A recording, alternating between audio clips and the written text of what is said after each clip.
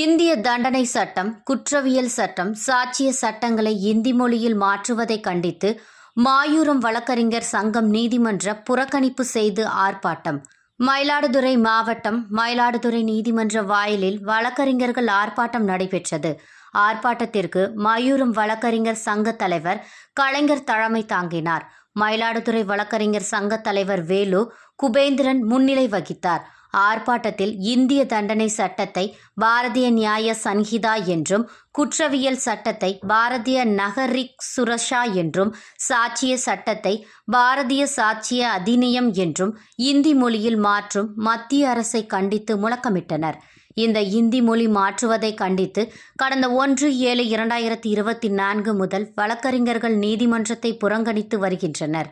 முடிவில் வழக்கறிஞர் சங்க செயலாளர் பிரபு, கனி ஆகியோர் நன்றியுரையாற்றினர். ஆர்ப்பாட்டத்தில் ஏராளமான வழக்கறிஞர்கள் கலந்து கொண்டு மத்திய அரசுக்கு எதிராக முழக்கமிட்டனர்.